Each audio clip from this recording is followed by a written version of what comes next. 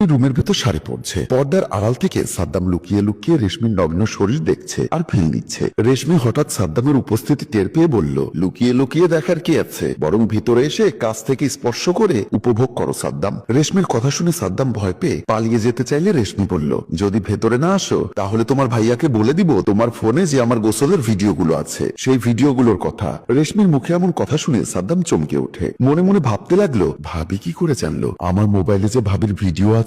আমি তো খুব সতর্কতার সাথে ভিডিওগুলো করেছি। দাঁড়িয়ে আছো যে, ভেতরে এসো। সাদ্দাম ভয়ে ভয়ে রেশমির রুমে প্রবেশ করলো। সাদ্দাম রেশমির কাছে যেতেই রেশমি শাড়ির আঁচলটা খুলে পেছনের দিকে ঘুরে বলল, দাও, ব্লাউজের হুকটা লাগিয়ে দাও। সাদ্দাম কাপা কাপা হাতে রেশমির ব্লাউজের হুক লাগাতে গিয়ে বারবার ব্যর্থ হলে রেশমি বলল, ব্লাউজের হুক লাগাতে না পারলে খুলবে কিভাবে? আমি বাথরুমে গোসল করতে গেলে লুকিয়ে লুকিয়ে দেখো, আর এখন যখন সুযোগ দিলাম তাহলে এত ভয় পাচ্ছ কেন? হয় লাগাও না হলে খোলো, বলে রেশমি হু হু করে হাসতে লাগলো। সাদ্দাম রেশমির কাণ্ড দেখে লজ্জায় একদৌড়ে রুম থেকে বেরিয়ে গেল। খাবার টেবিলে খেতে বসেছে মোমিন খান, ইমা বেগম ও বাবু। পাশের চেয়ারে সাদ্দাম বসে খাচ্ছে। এমন সময় বাবু বলল, সাদ্দাম, তোর চাকরি বাকরির কি অবস্থা? কোনো খবরাখবর শুনছি না যে। লেখাপড়া শেষ করে এভাবে বেকার বসে থাকলে আশেপাশের মানুষেরাও আজে বাজে মন্তব্য করে। সাদ্দাম বাবুর কথার কি উত্তর দিবে কিছুই বুঝতে পারছে না। তারপরও আমতা আমতা করে বলল, ভাইয়া, কয়েকটা জায়গায় তো ইন্টারভিউ দিয়েছি, এখনো কোনো কোম্পানি কোনো কিছু জানায়নি। সাদ্দামের কথা শেষ না হতেই রেশমি পানির জগ নিয়ে এসে টেবিলে রাখতে রাখতে বলল,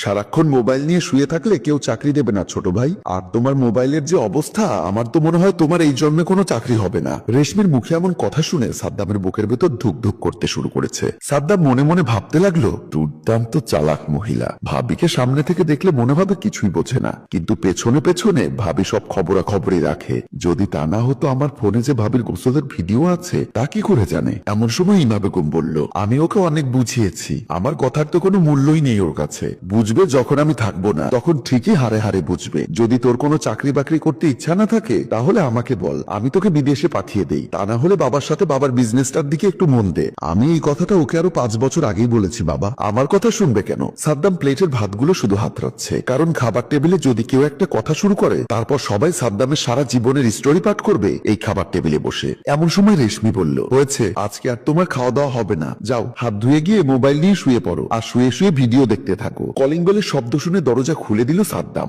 দরজা খুলে দিতেই রুমে প্রবেশ করলো প্রিয়া। প্রিয়াকে দেখে সাদ্দাম জড়িয়ে ধরে বলল, আপু, এতদিন পর তুই এসেছিস। তোকে আজ কদিন ধরে খুব মিস করছি আপু। জানি তুই মিস করছিস বলেই তো আমি চলে এসেছি। আম্মু আব্বু কোথায় রে? আব্বু মনে হয় বাজারে গেছে, আর আম্মু টিভি দেখছে। প্রিয়া লক্ষ্য করলো সাদ্দামের মুখটা কেমন শুকনো শুকনো লাগছে। প্রিয়া দরদ ভরা কণ্ঠে বলল, ভাই আমার, তোর মুখ এমন শুকনো শুকনো লাগছে কেন? কি হয়েছে তোর? সাদ্দাম মনমরা হয়ে বলল, আপুরে, ঘরে আগে শান্তিটা আর নেই। যতক্ষণ ঘরে থাকি মনে হয় আচ্ছা অশান্তির উনুনের উপর বসে আছি, সবসময় আতঙ্কে থাকি। প্রিয়া একটা ধমক দিয়ে বলল, এত কথা না বলে কি হয়েছে সেটা বল। এসেছো যখন সবই বলবো, আগে ভেতরে চলো, তুমি ফ্রেশ হয়ে খাওয়া দাওয়া করে নাও, তারপর দুই ভাই বোন মিলে গল্প করব। বলে প্রিয়াকে নিয়ে রুমের ভেতর চলে যায় সাদ্দাম। রাতে বেডরুমে শুয়ে শুয়ে সাদ্দাম রেশমির গোসলের ভিডিও দেখছে। এমন সময় রেশমি চুপি চুপি সাদ্দামের রুমে প্রবেশ করে। সাদ্দাম রেশমিকে দেখে তাড়াহুড়ো করে ভিডিওটা ক্লোজ করে উঠে বসে বলল, ভাবি, কিছু বলবে তুমি? রেশমি সাদ্দামের চোখের দিকে চেয়ে বলল, মোবাইলে করা ভিডিও দেখে কি লাভ বলো? এই যে দেখো, আমি তোমার সামনে বসে আছি, মন ভরে দেখে নাও।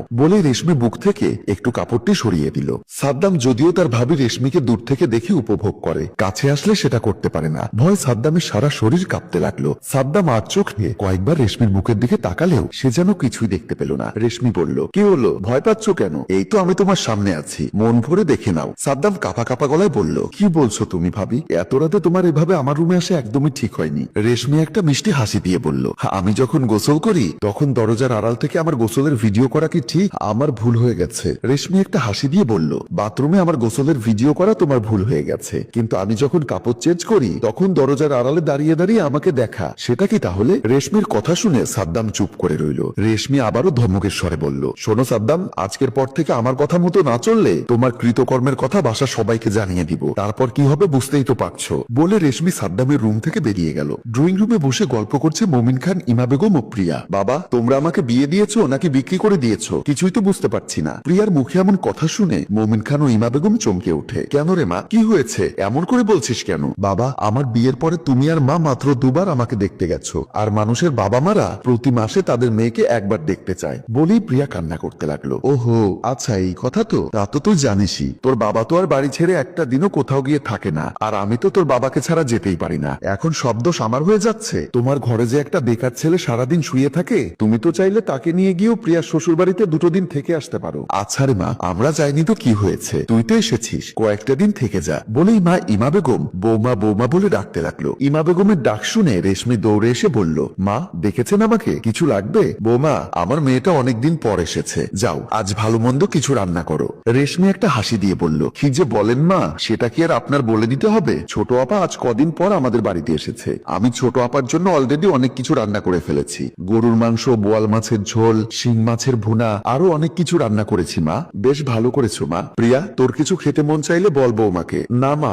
আমার কিছু ভালো লাগবে না, ভাবি যা রান্না করেছে এই আনা। রেশমি দরজা খুলে দিতেই রুমে প্রবেশ করলো সাদ্দাম। সাদ্দাম রেশমিকে দেখে কেমন যেন আতঙ্কিত হয়ে গেল। রেশমি একটা হাসি দিয়ে বলল, কি খবর ভিডিও ম্যান সাহেব, এত রাত করে বাসায় ফিরলে ঘরে বউ থাকবে না। সাদ্দাম কিছু না বলে আমতা আমতা করে চলে যেতে চাইলে, যাও টেবিলের উপর খাবার রাখা আছে, হাত পা ধুয়ে তাড়াতাড়ি খেয়ে নাও, আমি রেডি হয়ে আসছি। আজ রাতে কিন্তু সত্যি সত্যি থাকতে হবে, আর যদি কোনো কিছু না করো তাহলে আমি তোমার ভাইকে বলে দিব যে তোমার ফোনে আমার গোসলের ভিডিও আছে। রেশমির কথা শুনে সাদ্দাম রাগান্বিত হয়ে বলল, দেখো ভাবি, এখন কিন্তু একটু বেশি বেশি হয়ে যাচ্ছে, আর তাছাড়া তুমি আমার ভাবি। রেশমি একটা হাসি দিয়ে বলল, যখন লুকিয়ে লুকিয়ে এই অকামগুলো করছিলে তখন কি মনে ছিল না যে আমি তোমার ভাবি লাগি? সাদ্দাম শান্ত করার জন্য বলল, আমি তো একবার সরি বলেছি ভাবি, তারপর আমাদের মধ্যে কি সন্ধি হয়েছিল মনে আছে? আমাদের মধ্যে সন্ধি হয়েছিল, আমি যা বলি আমার কথা মতো তোমাকে চলতে হবে। যাও, আমি আসছি তোমার রুমে। বলে রেশমি হাসতে হাসতে বেডরুমের দিকে চলে গেল। বেডরুমে বাবু শুয়ে আছে। রেশমি বাবুর মাথায় হাত বোলাতে বোলাতে বলল, ওগো শুনছো,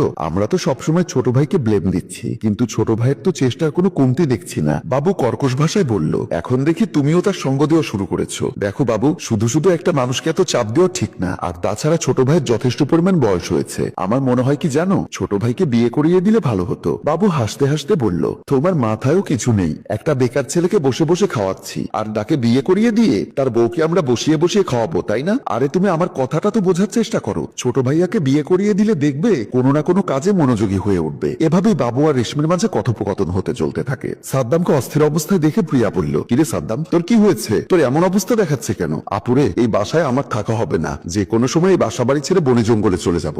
আহা, মাথা ঠান্ডা করে কি হয়েছে না হয়েছে সবকিছু আমাকে খুলে বল। প্রিয়ার কথা শুনে সাদ্দাম যখন বলতে যাবে রেশমির কথা, ঠিক তখনই সাদ্দামের মনে পড়ল এখানে তার ভাবি রেশমির 1% দোষ নেই, কারণ সে যদি লুকিয়ে লুকিয়ে রেশমির ভিডিও না করতো, পর্দার আড়াল থেকে রেশমির কাপড় চেঞ্জিং এর দৃশ্য না দেখতো, তাহলে রেশমি তার উপর এত বড় অপবাদ তুলতে পারতো না। তাই সে তার বোন প্রিয়ার কাছে কোনো কিছু না বলে মন স্থির করলো, যা করবে সে একাই করবে এবং খুব সতর্কতার সহিত করবে। তাই আর প্রিয়াকে কোনো কিছু না বলে বলল, আপু পরে বলছি, বলে রুম থেকে বেরিয়ে গেল। বাবু রেশমিকে চুলের মুঠি ধরে টেনে টেনে ড্রয়িং রুমে নিয়ে এসে মা বাবা বলে চিৎকার করতে লাগলো। বাবুর চিৎকার শুনে সবাই দৌড়ে এসে দেখে বাবু রেশমির চুলের মুঠি ধরে বলছে, এই মুহূর্তে তুই আমার বাড়ি থেকে বেরিয়ে যাবি, তোর মতো নষ্টা মহিলার এই বাড়িতে থাকার কোনো অধিকার নেই। বাবু চুপ কর, তুই বৌমার গায়ে হাত তুলছিস কেন? তোকে আমরা এই শিক্ষা দিয়েছি? ছি বাবু ছি। ভাইয়া কি হয়েছে বলবে তো? বাবু তার ফোনটা বের করে দিয়ে বলল, এই যে দেখো দেখো, তোমাদের বৌমার ভিডিও ইন্টারনেটে ভাইরাল হয়েছে। বলেই ভিডিওটি প্লে করে ইমা বেগমের হাতে দিল। বাবু আবারও হুঙ্কার দিয়ে বলল, বাবা এই মুহূর্তে ওর বাড়িতে কল দাও, বলো আমি ওকে আজকেই ডিভোর্স দিব। বাবুর এমন কথা শুনে সবাই মাথা নিচু করে দাঁড়িয়ে রইল। রেশমি সাদ্দামের দিকে চেয়ে বলল, বাহ ছোট ভাই বাহ, তুমি যে কাজটা করেছো এটা শুধু আমার সংসার ভাঙেনি, বরং এই বাড়ির মান ইজ্জত সবকিছু ধূলিসাৎ হয়ে গেছে। ছোট ভাই, তুমি আমার ইজ্জতের কথা ভাবলে না, অথচ আমি তোমার ইজ্জতের কথা ভেবে তোমার এই অপকর্মের কথা কাউকে বলিনি। তুমি লুকিয়ে লুকিয়ে আমার গোসলে ভিডিও করেছো, আমার কাপড় চেঞ্জিং এর সময় পর্দার আড়াল থেকে লুকিয়ে লুকিয়ে দেখো, এ ব্যাপারে আমি কাউকে কিচ্ছু বলিনি, এবং আমি নিজে কথা বলে তোমার সাথে সময় স্পেন্ড করে বিষয়টাকে সহজ করে দিতে চেয়েছিলাম। আর তুমি কিনা আমার সেই ভিডিওগুলো ইন্টারনেটে ছেড়ে দিলে। সাদ্দাম, তুমি তো চাও আমি এই বাড়ি থেকে যেন চলে যাই, তাই হবে, কারণ যে স্বামী তার স্ত্রীর উপর কোনো ভরসা রাখতে পারে না, সেই স্বামীর সাথে থাকার চেয়ে একা থাকাটাই শ্রেয়। বলে রেশমি রুম থেকে বেরিয়ে গেল। রেশমির এমন কথা শুনে সবাই নির্বাক হয়ে দাঁড়িয়ে রইল।